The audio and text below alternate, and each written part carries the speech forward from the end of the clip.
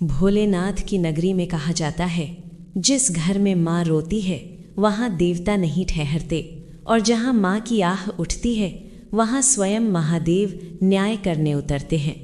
ये कथा है एक माँ की, उस माँ की जिसने अपने बच्चों के लिए अपना सब कुछ न्यौछावर कर दिया, लेकिन बदले में क्या मिला? अपमान, भूख और तिरस्कार। और फिर जब उस माँ की आह आसमान तक पहुँची तो स्वयं महादेव का तीसरा नेत्र क्रोध से प्रज्वलित हो उठा। एक छोटा सा गांव था भक्तों। गांव के किनारे जहां पक्की सड़क खत्म होती थी और एक कच्ची पगडंडी शुरू होती थी, वहीं खड़ा था एक पुराना पीपल का वृक्ष। उस वृक्ष के नीचे एक टूटी फूटी कोठरी, जिसे घर कहना भी शायद उस घर का अपमान था, और उसी कोठरी में रहती थी एक वृद्धा। नाम था सावित्री। 70 वर्ष की उम्र, शरीर सूख कर कांटा हो चुका, आंखों में आंसू, लेकिन अब आंसू भी सूख चुके थे। कमर इतनी झुक गई थी कि चलते वक्त उसका चेहरा जमीन की ओर रहता, जैसे वो अपनी बीती खुशियां उस मिट्टी में खोज रही हो। गांव वाले उसे कहते थे सावित्री काकी, लेकिन भक्तों, जिस माँ को पूरा गांव काकी कहता था, उसे उसके अपने बच्चे माँ कहने से भी कतराते थे। बीते हुए दिन भक्तों, यही सावित्री कभी बहुत खुश थी। उसके आंगन में बच्चों की किलकारियां गूंजती थीं, चूल्हा कभी ठंडा नहीं होता था, घर छोटा था लेकिन दिल बहुत बड़ा था। 2 बेटे थे, रमेश और दिनेश। सावित्री उन्हें अपने हाथों से घी लगी रोटी खिलाती, खुद भूखी रह जाती, लेकिन बच्चों को भूखा नहीं सोने देती। वो अक्सर अपने पति से कहती, देखना जी, हमारे बेटे बुढ़ापे में हमें राजा की तरह रखेंगे। लेकिन उसके पति मुस्कुराकर कहते, सावित्री, सेवा की उम्मीद मत रख, बस कर्म कर और फल महादेव पर छोड़ दे।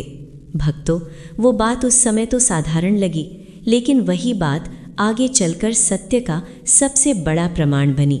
समय बदला, पति का देहांत हो गया और बेटों के संस्कार भी। रमेश और दिनेश की शादी हो गई, बड़े बड़े पक्के मकान बन गए, लेकिन उन मकानों में अपनी माँ के लिए एक कोना भी नहीं था।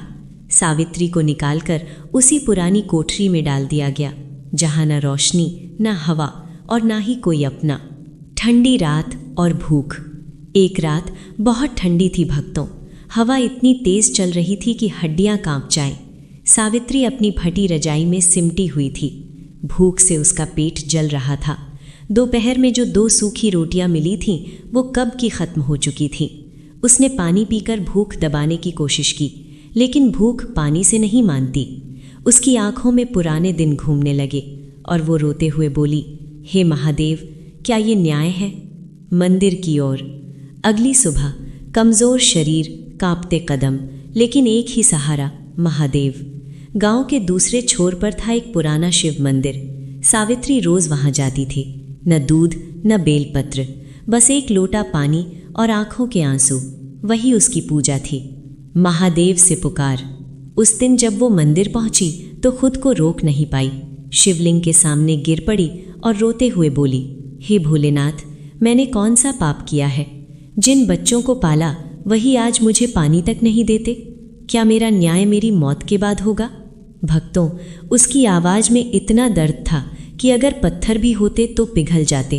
और कहते हैं, उस दिन मंदिर के गर्भगृह में रखा शिवलिंग क्षण भर के लिए कंपित हुआ, क्योंकि एक माँ की आह सीधे कैलाश तक पहुंच चुकी थी। प्रसाद और आशा। पुजारी ने उसे एक लड्डू दिया। सावित्री ने उसे ऐसे खाया जैसे अमृत मिल गया हो। उसे एक लड्डू ने उसे जीने की ताकत दे दी। अपमान की पराकाष्ठा।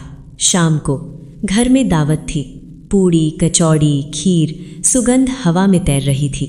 सावित्री बाहर बैठी इंतजार करती रही, शायद आज कोई उसे भी बुला ले, लेकिन दरवाज़ा नहीं खुला।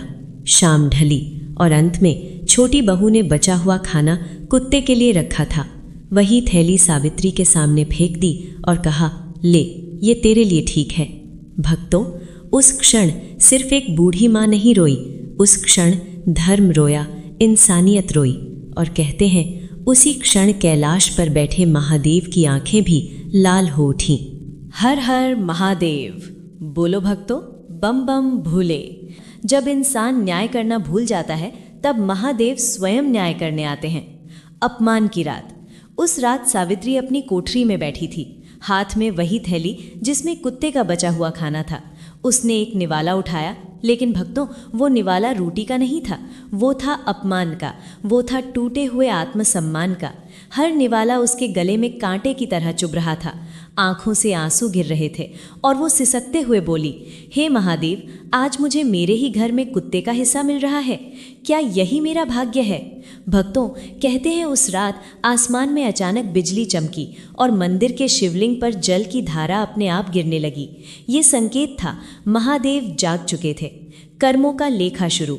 अगले दिन सावित्री ने ठान लिया, अब मैं अपने बेटों पर बोझ नहीं बनूंगी। कमजोर शरीर लेकिन आत्मसम्मान जिंदा था। वो गांव के जमींदार के घर काम मांगने गई। ठकुराइन ने उसकी हालत देखी और उसे काम दे दिया, 2 वक्त की रोटी और थोड़ा सम्मान। भक्तों, कभी कभी भगवान सीधे नहीं आते, वो इंसानों के रूप में मदद भेजते हैं। बेटों का घमंड। लेकिन जब रमेश और दिनेश को पता चला तो उन्हें अपनी माँ की भूख नहीं, अपनी इज्जत की चिंता हुई। वो गुस्से में आए और चिल्लाने लगे, तू हमारी नाक कटवा रही है। भक्तों, ध्यान रखना, जिसे माँ की इज्जत नहीं दिखती उसकी अपनी इज्जत भी ज्यादा दिन नहीं टिकती। उन्होंने सावित्री को काम पर जाने से रोक दिया, लेकिन खाना देना फिर भी बंद कर दिया।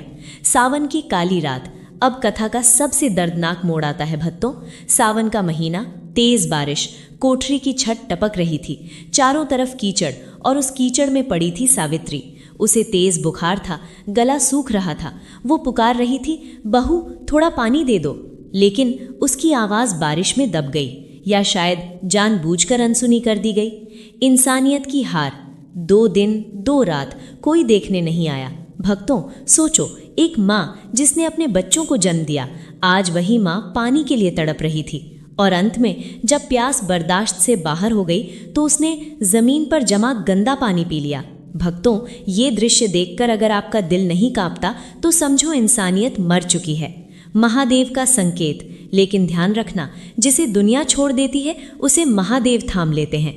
तीसरे दिन किसी तरह सावित्री उठी और सीधे मंदिर की ओर चल पड़ी। मंदिर में चमत्कार।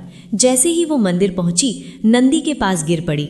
पुजारी और उनकी पत्नी दौड़े, उसे पानी दिया, दूध दिया, और भक्तों, जैसे ही दूध की बूंद उसके गले में गई, उसकी सांसें सामान्य होने लगी। ये कोई साधारण घटना नहीं थी, ये था महादेव का प्रसाद। नई शुरुआत। पुजारी ने उसे मंदिर में रहने की जगह दी। अब सावित्री वहीं रहने लगी। सुबह झाड़ू लगाती, भजन करती, ओम नमः शिवाय का जाप करती। लोग उसे माताजी कहकर बुलाते। भक्तों, जहां अपमान मिलता है वहां छोड़ देना ही बेहतर है, क्योंकि भगवान सम्मान वहीं देते हैं जहां दिल साफ होता है। लेकिन पाप पीछा नहीं छोड़ता।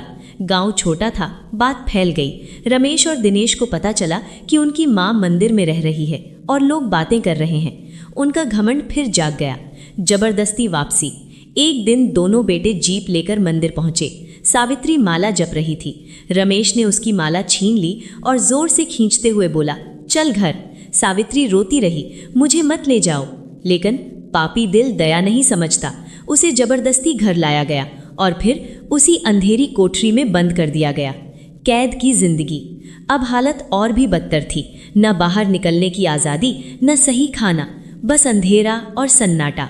भक्तों, यही वो समय था जब महादेव का धैर्य समाप्त हो रहा था। एक उम्मीद, राजू। लेकिन अंधेरे में भी एक दीपक जलता है। रमेश का छोटा बेटा राजू। वो चुपके से दादी को खाना देने लगा, बिस्कुट, रोटी, फल, और कहता, दादी मैं बड़ा होकर तुम्हें यहाँ से ले जाऊंगा। भक्तों, जहाँ बड़े पापी बन जाते हैं वहीं छोटे बच्चे भगवान का रूप बन जाते हैं। सच का खुलना। एक दिन बहू ने राजू को पकड़ लिया और उसे बुरी तरह डांटा। रमेश ने अपने ही बेटे को थप्पड़ मार दिया और कहा, उस बुढ़िया के पास मत जाना। भक्तों, जिस घर में नेकी करने पर सजा मिले, समझ लो वहां पाप चरम पर पहुंच चुका है। महादेव का क्रोध। उस रात सावित्री रोते हुए बोली, हे महादेव, अब बस, या तो मुझे मुक्त कर या न्याय कर। भक्तों, कहते हैं उसी रात मंदिर की घंटियां अपने आप बज उठीं और आसमान में गूंजा, अब न्याय होगा। हर हर महादेव। बोलो भक्तों, जय भोलेनाथ। भक्तों, अब तक आपने देखा एक माँ का अपमान, उसकी भूख, उसकी बेबसी और उसके बच्चों का घमंड। लेकिन अब कथा उस मोड़ पर पहुंच चुकी है जहां महादेव का न्याय प्रकट होने वाला है। किस्मत का दरवाजा। उस रात सावित्री ने पूरी रात महादेव को पुकारा, या तो मुझे इस कैद से मुक्त कर दे या फिर मुझे अपने पास बुला ले। अगली दोपहर जब घर में सन्नाटा था, तभी कोठरी का दरवाजा हल्का सा खुला हुआ था। भक्तों, ये कोई संयोग नहीं था, ये था महादेव का संकेत। आज़ादी की राह। कमज़ोर शरीर लेकिन अंदर ज्वाला जल रही थी। सावित्री धीरे धीरे उठी, दरवाजे को धक्का दिया और बाहर आ गई। उसने एक बार भी पीछे मुड़कर नहीं देखा, न घर न बेटे, बस एक ही संकल्प, अब मुझे इस नर्क से दूर जाना है। खेतों के बीच वो खेतों के बीच चलती रही। पांव कांप रहे थे, सांस फूल रही थी। लेकिन भक्तों, जब आत्मा टूट जाती है तो शरीर में भी एक नई शक्ति आ जाती है। शाम होते होते वो गांव से दूर निकल चुकी थी। महादेव का दूत सड़क किनारे बैठी थी। तभी एक ट्रक रुका। ड्राइवर नीचे उतरा और बोला, माँ जी, कहाँ जाना है? सावित्री ने कहा, मुझे कहीं भी ले चलो, बस यहाँ से दूर। भक्तों, ध्यान रखना, जब कोई सच्चे दिल से भगवान को पुकारता है तो भगवान किसी न किसी रूप में मदद भेजते हैं। वो ट्रक ड्राइवर कोई आम इंसान नहीं था, महादेव का भेजा हुआ दूत था। नया ठिकाना, आश्रम। वो उसे शहर ले गया, एक वृद्धाश्रम में छोड़ दिया, जहां न अपमान था न तिरस्कार, बस अपनापन। सावित्री को नहलाया गया, साफ कपड़े दिए गए और भर पेट खाना। भक्तों, वो रात सालों बाद पहली बार सावित्री चैन से सोई। उधर पाप का घड़ा भर चुका था। अब कथा का असली न्याय शुरू होता है। गांव में रमेश और दिनेश खुश थे, सोच रहे थे चलो बला टली। लेकिन भक्तों, पाप का फल देर से मिलता है, पर मिलता जरूर है। भाइयों में युद्ध। कुछ ही दिनों में दोनों भाइयों में झगड़े शुरू हो गए, जमीन के लिए, पैसे के लिए। और फिर बात इतनी बढ़ी कि दोनों ने एक दूसरे से बात करना बंद कर दिया।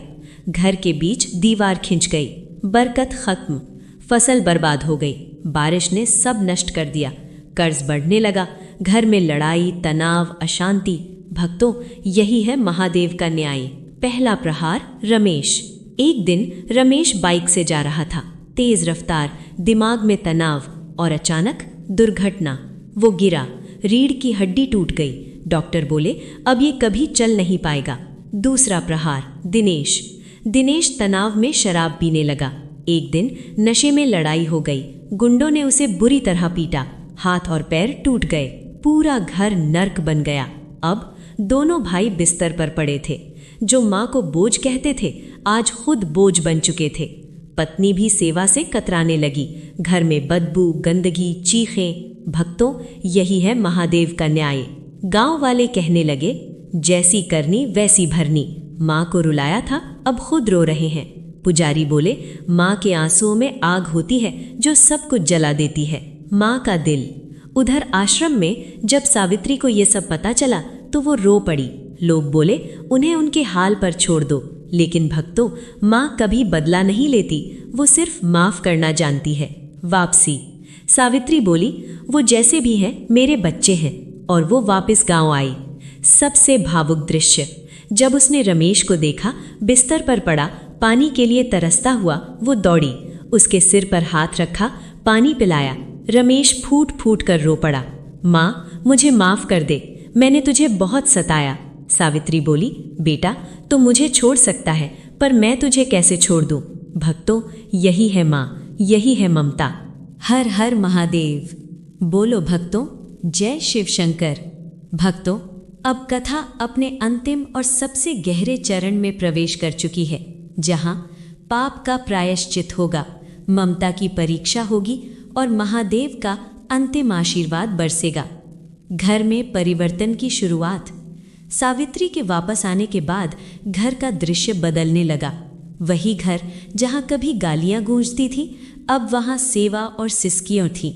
सावित्री सुबह 4 बजे उठती, पहले महादेव का नाम लेती, ओम नमः शिवाय, फिर अपने बेटों की सेवा में लग जाती, घाव साफ करना, खाना खिलाना, पानी पिलाना।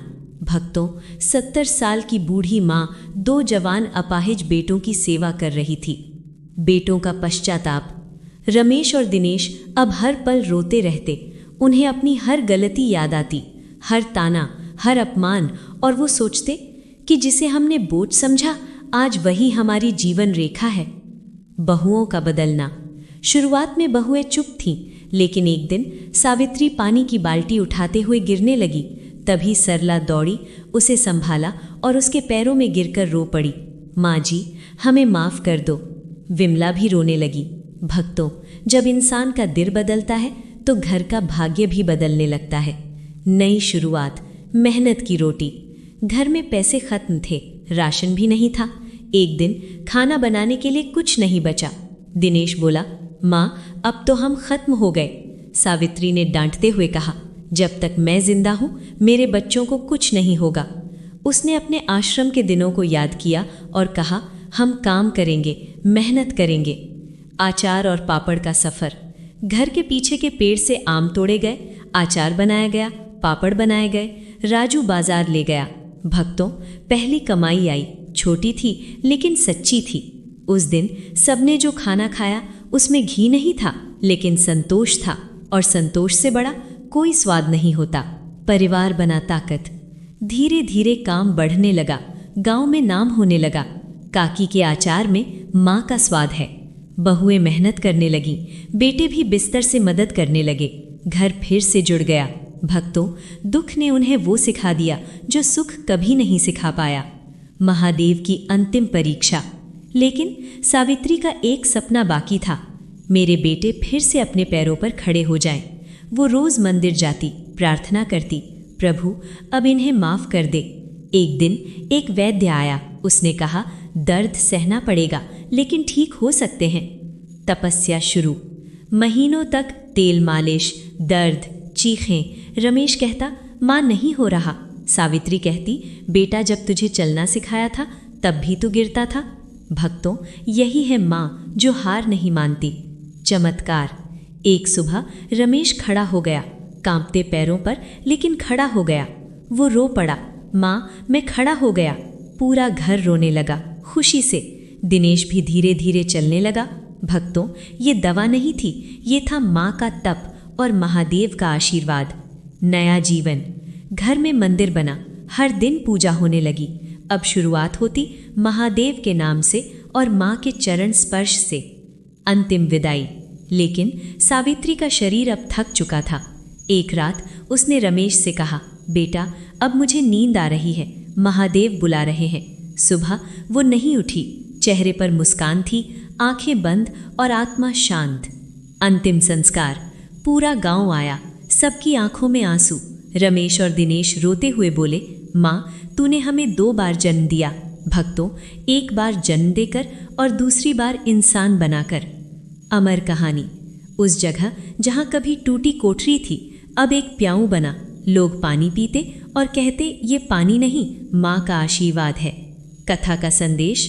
भक्तों, इस कथा से क्या सीख मिली? माँ का अपमान सबसे बड़ा पाप है। कर्मों का फल जरूर मिलता है। महादेव देर करते हैं पर अंधेर नहीं, और माँ कभी बदला नहीं लेती, वो सिर्फ माफ़ करती है। अगर इस कथा ने आपके दिल को छुआ है तो आज ही अपने माता पिता का हाथ पकड़िए, उनका आशीर्वाद लीजिए। ओम अंतिम वचन। बोलिए, हर हर महादेव, जय भोलेनाथ।